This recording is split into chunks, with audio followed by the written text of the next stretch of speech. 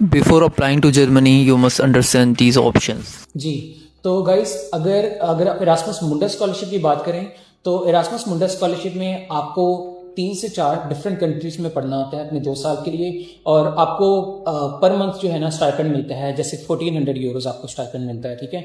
तो उसके ज़रिए आप अपने सारे के सारे एक्सपेंसेस कवर कर सकते हैं और अपने आप को यानी कि स्टडीज़ आपकी फ्री होती हैं वैसे ही, ठीक है। तो इसके बाद जो डॉइचलैंड स्टाइपेंडम स्कॉलरशिप है, आपकी फीस नहीं होती यूनिवर्सिटी में, वैसे भी हमारी तो फीस नहीं है। तो जो डॉइचलैंड स्टाइपेंडम स्कॉलरशिप है वो आपको एक एज ए जो है ना फंड करता है कि आप स्टडीज के साथ साथ ना आपको स्पेसिफिक मनी मिल रही है ताकि आप अपने एक्सपेंसेस को भी बियर कर सकें। तीसरा जो है ना वो डायरेक्ट एडमिशन का जर्मनी में हुए है। वहां पर आपने यानी कि आपने अपना ना 1 ईयर के लिए ब्लॉक अकाउंट शो करवाना होता है इनको कि मेरे पास 1 ईयर के एक्सपेंसेस हैं। और उसके बाद आपको अगर एडमिशन हो गया है तो आप सिर्फ एम्बेसी से वीजा मिलेगा और आप जर्मनी आ जाएंगे, सिंपल। सही से। अच्छा, इसमें आप थोड़ा सा अपना टाइम ड्यूरेशन भी बता देंगे कि आपने कब अप्लाई किया, कब आपको वीज़ा रिसीव हुआ और कब आप जर्मनी में हैं, क्योंकि ये भी काफ़ी लोगों के लिए पॉइंट ऑफ कंसर्न होता है कि बहुत ज़्यादा टाइम लग जाता है कभी कभार। जी गाइस, मैं पिछले साल जो है ना एक फुली फंडेड कॉन्फ्रेंस के लिए जर्मनी आया था। तो तब मुझे ना यानी कि तब भी मेरा एडमिशन हुआ था। तो तब थोड़ा सा ये है कि अपॉइंटमेंट्स का इशू चल रहा था, लेकिन अब अपॉइंटमेंट्स का कोई भी इशू नहीं है। तो उसके बाद मेरा ये एडमिशन जो है ना यूनिवर्सिटी ऑफ गोटिंगन में हुआ। मैंने अपॉइंटमेंट के लिए अप्लाई किया, 3 to 4 मंथ्स के अंदर मुझे अपॉइंटमेंट मिल गई। और मुझे पहले ही मैं शेंजन में आ चुका था, तो मुझे उन्होंने कोई ज़्यादा क्वेश्चन नहीं की और मुझे वीज़ा मिल गया उसके लिए। ये तो काफ़ी हेल्पफुल हो गया आपके लिए। जी। अच्छा, इसमें आपने अली जैसे अभी थोड़ी बहुत बात की है, इसमें आप मुझे थोड़ा सा ज़्यादा पॉइंट्स में आप बता सकते हैं कि what is dos and don'ts when you are applying for the scholarship. क्या चीज़ें आपको ख्याल रखना चाहिए और क्या चीज़ें आपको बिल्कुल नहीं करनी चाहिए। जैसे आपने एक बड़ी अच्छी बात की कि आपकी एक्स्ट्रा करिकुलर एक्टिविटीज़ हों तो उससे काफ़ी बेनिफिट हो जाता है, तो इस पर भी थोड़ी सी अगर आप रोशनी डाल दें तो इट विल बी हेल्पफुल। जी, तो गाइस अगर आप सिर्फ स्कॉलरशिप को टारगेट कर रहे हैं तो उसके लिए आपकी सिर्फ और सिर्फ स्टडीज मैटर नहीं करेंगी, उसके साथ आपका आइट्स आपकी एज ए प्रोफाइल मैटर करेगी, ठीक है। तो लेट्स सपोज जैसे मैंने बैचलर्स केमिस्ट्री में किया, लेकिन मैं बहुत सारी सोसाइटीज के मेन इवन के सेक्रेटरी जनरल या फिर प्रेसिडेंट रहा हूँ, ठीक है। और मैंने उसके साथ साथ इवन के मैं यूथ पार्लियामेंट ऑफ पाकिस्तान का और सिटीजन फाउंडेशन और इस तरह मुख्तलिफ ऑर्गेनाइजेशन के साथ मैं अटैच रहा हूँ। तो उसकी वजह से मेरी प्रोफाइल बिल्ड हो गई। जब भी कोई स्कॉलरशिप के लिए आप अप्लाई कर रहे होते हैं तो आपकी मेन स्टडीज की सीजीपीए वो मैटर करती है। मेरी थोड़ी सी बेहतर थी, 3.64 रफली गुजारे लायक ही है, बहुत ज्यादा बेहतर भी नहीं है। तो उसके साथ साथ सीजीपीए के साथ साथ मेरा टोफल था, वो भी अच्छा एग्जाम है, आपको पता है यूएस बेस्ड एग्जाम है। तो उसके साथ साथ मेरी प्रोफाइल बिल्ड हो गई थी। तो जब ये 3-4 चीजें मिला लेते हैं और इंपॉर्टेंट चीज आपकी इंटर्नशिप आपकी फील्ड के रिलेटेड हो तो वो बहुत बेनिफिशियल हो सकती है। तो मेरे पास उसका भी सर्टिफिकेशन थी इंटर्नशिप की अपनी फील्ड के रिलेटेड। तो ये जब सारी चीजें मिलती हैं और आपको अप्लाई करने का तरीका आता है, लेट्स सपोज आपने उन चीजों को हाईलाइट करना है कि जो आप जर्मनी आके करना चाह रहे हैं, ठीक है। लेट्स सपोज अगर आप केमिस्ट्री में बैचलर कर रहे थे, आपके पास मैस स्पेक्ट्रोमेट्री नहीं थी, तो आप ये बता सकते हैं कि यहाँ पर मैस स्पेक्ट्रोमेट्री है, ठीक है। लेट्स सपोज मेरी जो यूनिवर्सिटी थी तकरीबन वो यूनिवर्सिटी जितना मेरा यहाँ पर सिर्फ केमिस्ट्री डिपार्टमेंट है यहाँ पर ना इसी जर्मनी में। तो इवन कि आप देखें कि आपको पहले कितनी ज़्यादा रिसर्च हो रही, कितनी ज़्यादा अपॉर्चुनिटीज़ है यहाँ पर, और उनको फिर अपने स्पेसिफिक वे में हाईलाइट करें यहाँ पर कि ये तरीके हैं और यहाँ मैं ये इन वजूहात की बुनियाद पर मैं जर्मनी आना चाहता हूँ, राइट। अच्छा, मुझे ये बताएं, जो लोग स्टूडेंट्स जर्मनी आना चाहते हैं उनके पास क्या क्या तरीके हैं कि वो जर्मनी आ सकें। जी, तो गाइज मैं कहूँगा कि जर्मनी आना आजकल सबसे इजीएस्ट हुआ है। कुछ जर्मनी को स्किल्ड लेबर की और स्किल्ड वर्कर्स की ज़रूरत है, तो इस वजह से जर्मनी आना का काफ़ी इजी है। तो आप 3-4 तरीकों के लिए तीन चार चीज़ों के लिए जर्मनी आ सकते हैं। पीएचडी के लिए आ सकते हैं, पोस्ट डॉक्टरेट, मास्टर्स और बैचलर्स, इवन हाउस बिल्डिंग के लिए भी आ सकते हैं। तो सबसे इजीएस्ट वो मास्टर्स है। आपने अपनी जो है ना अपने certificates like your bachelors degree, your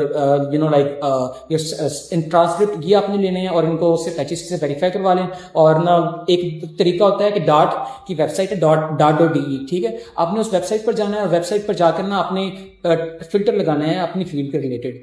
आप समर सेमेस्टर में अप्लाई करना चाहते हैं, 2 हमारे पास ना इनटेक्स होती हैं, समर और विंटर, ठीक है। आप समर सेमेस्टर में अप्लाई करना चाहते हैं, ठीक है, तो आपने उसका फिल्टर लगाया। आप मास्टर्स के लिए अप्लाई करना चाहते हैं, आपने उसका फिल्टर लगाया। 7 यूनिवर्सिटीज आ गई, ठीक है। अब यूनिवर्सिटीज के अंदर आपने देखना है कि आपको कौन सी कौन सी यूनिवर्सिटी में जाना है वो अभी आपकी चॉइस है। और साथ साथ ये है कि आपको ना दो तरीके होते हैं अप्लाई करने के। डायरेक्ट यूनिवर्सिटी में आप अप्लाई कर सकते हैं, अपनी एप्लीकेशन सेंड कर सकते हैं। दूसरा है यूनि असिस्ट। डायरेक्ट अप्लाई का मतलब ये है कि आपने सिर्फ यूनिवर्सिटी को ना अपनी डिटेल सेंड करनी है और कोई टेस्ट वगैरह देना है। जैसे मेरी दफा हमारा टेस्ट होता है हमारे एडमिशन के लिए, वो टेस्ट देना है। अगर आप वो पास कर देते हैं या इंटरव्यू देना है, इंटरव्यू भी हो सकता है, तो आपने अगर वो पास कर देते हैं तो आपको एडमिशन मिल जाएगा। दूसरा है यूनि असिस्ट का। यूनि असिस्ट एक वे है कि आपको तकरीबन अपने सारे डॉक्यूमेंट्स ना वन प्लेटफॉर्म को सेंड करने पड़ते हैं और 70 यूरोस के साथ। तो वो आपका वेरीफाई करता है सारे डॉक्यूमेंट्स के ये डॉक्यूमेंट्स वैलिड हैं, ये सब कुछ है। तो 1 से 1.5 मंथ के अंदर वो आपको रिप्लाई बैक कर देते हैं। फिर आपको पर यूनिवर्सिटी तकरीबन 30 यूरोस ना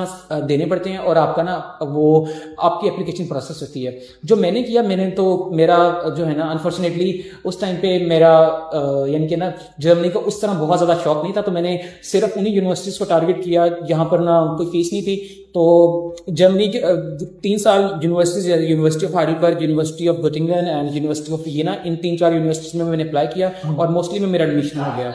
तो अगर आपने दूसरे तरीके से करना है तो यूनिवर्सिटी में आपको पर उसके लिए ना यूनिवर्सिटी के लिए फीस देनी पड़ेगी। तो मैं कहता हूँ कि अगर आपकी प्रोफाइल अच्छी है और अगर आपकी सीजीपीए अच्छी है, आपका आईएलटीएस अच्छा है, तो आप जो है ना फिर डायरेक्ट अप्लाई कर लें एक बार, ठीक है। अगर आपके पास ये चीजें नहीं है तो फिर यूनिवर्सिटी बेस्ट हुए है। सही। और इसमें यूनिवर्सिटी में थोड़ी आपको फौरी भी कम होगी, चीजें थोड़ी सी इजीली प्रोसेस हो जाएंगे आपके लिए, यही है। यूनिवर्सिटी में यह है कि यानी कि आपको पहले डॉक्यूमेंट सारे के सारे कंप्लीट करने पड़ते हैं। अच्छा। लेकिन जब डॉक्यूमेंट्स आपके कंप्लीट हो जाते हैं फिर आपको पैसे देने पड़ते हैं। मेरे केस में ये था कि आपको ज्यादा रिसर्च नहीं करनी पड़ती, आप बस उसी के थ्रू अप्लाई करते रहो। हाँ, तो बैचलर के लिए भी यही प्रोसीजर है, लेकिन आपको बैचलर के लिए 13 ईयर्स ऑफ एजुकेशन चाहिए होती है। यानी कि आपके पास बैचलर आपने एफएससी की या फिर आपने ए लेवल किया, उसके बाद आपने 2 साल अपने 2 सेमेस्टर्स आपने यूनिवर्सिटी में गुजारे, ठीक है। सही है। और दूसरा एक तरीका हाउस बिल्डिंग का हो सकता है। हाउस बिल्डिंग अगर आपके पास B1 जर्मन लैंग्वेज है तो आप ना यहाँ पर इंटर्नशिप करने के लिए जर्मनी आ सकते हैं और साथ ही आप स्टडी करेंगे तो कोई भी कंपनी आपको स्पॉन्सर करेगी और ये इसमें एडमिशन लेना बहुत इजी है। लेकिन B1 लैंग्वेज करना रफली इसमें 1 से 2 इयर्स लग सकते हैं आपके। और तीसरा तरीका है कि हम पीएचडी के लिए आ सकते हैं या पोस्ट डॉक्टरेट के लिए। उसमें आपको ये है कि आप डायरेक्टली रिसर्च इंस्टीट्यूट्स या फिर प्रोफेसर्स को रीच आउट करेंगे और वो आपको फिर ना प्रोफाइल पे आपको बताएंगे कि लेट्स सपोज आपको मैं अपने पास रख सकता हूँ या नहीं। अगर वो आपको कंसिडर करते हैं एडमिशन के लिए तो देन जो है ना फिर आप यूनिवर्सिटी के अंदर अप्लाई कर सकते हैं या इंस्टीट्यूट के अंदर। फिर आपको फंडिंग भी मिलती है सारे के सारे टाइम पीरियड के लिए और अच्छी खासी फंडिंग मिलती है। Post doc is also a good way to come to Germany. इसमें आपको मतलब ये कि सेकंड जॉब वगैरह नहीं करनी पड़ती, वही आपकी जॉब भी होती है और वो स्टडीज भी होती है। पीएचडी में भी बहुत अच्छा, यानी कि आप फैमिली को भी यानी कि ना इवन इजीली अपना सारा एक्सपेंसेस बियर कर सकते हैं। तो ये तो फिर काफी अच्छी ऑफर है। अच्छा, इसमें आप अपनी थोड़ा जर्मनी के लाइफस्टाइल के बारे में बताएं कि आपका अभी तक जर्मनी में लाइफस्टाइल कैसा जा रहा है। आप जब आए आपकी क्या एक्सपेक्टेशन थी और वो एक्सपेक्टेशन फुलफिल हुई है, कैसा लगा आपको? तो गाइज मैं पहले एक बार जर्मनी आया था, थोड़ा सा उसका मुझे एज हुआ है कि मुझे काफ़ी ज़्यादा चीज़ों का पहले से आइडिया था। और एक बात मैं कह दूं कि यहाँ पर हर मुल्क से, हर कंट्री से स्टूडेंट्स हैं। इवन कि चाइना से हम चाइना काफ़ी लोग जाना चाहते हैं, चाइनीज स्टूडेंट्स तो हैं ही हैं। यूएस के इतने ज़्यादा स्टूडेंट्स हैं कि मैं खुद हैरान था कि यूएस से बच्चे यहाँ पढ़ने आते हैं। और यहाँ हर कंट्री से। उसके बाद मैं स्टडीज़ पे फोकस कर रहा हूँ क्योंकि मेरी स्टडीज़ कंप्यूटेशनल में, केमिस्ट्री में थोड़ी टफ हैं, तो मैं आजकल उस पर फोकस कर रहा हूँ। साथ साथ जो है ना मैं डिफरेंट कल्चर्स, डिफरेंट कम्युनिटीज़ में एंगेज होने की कोशिश कर रहा हूँ। तो इतना कुछ है लर्निंग करने के लिए, इतना कुछ है सीखने के लिए और इतनी स्कॉलरशिप्स हैं, इतनी अपॉर्चुनिटीज हैं कि believe me, once you will be in Germany you will never regret this decision, believe me. Let's see इंशाल्लाह।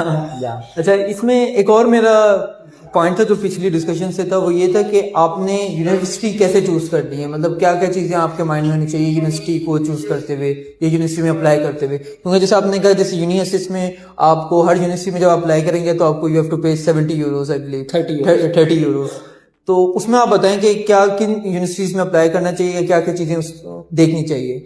जी, तो गाइस जब आप अप्लाई कर रहे हैं तो एक तो ये देखना चाहिए कि अगर डायरेक्ट एप्लीकेशन हो रही है तो वो बेहतर है, आपकी फीस बच जाएगी उसके अंदर। दूसरी चीज ये देख सकते हैं आपके वो सिटी कैसा है या फिर उस यूनिवर्सिटी की रैंकिंग कैसी है। जैसे मेरी यूनिवर्सिटी ऑफ गोटिंगन, ये टॉप 5 जर्मन यूनिवर्सिटीज में है, इसकी बहुत रिच हिस्ट्री है, इवन कि ये दुनिया की बेहतरीन यूनिवर्सिटीज में था एक टाइम पे।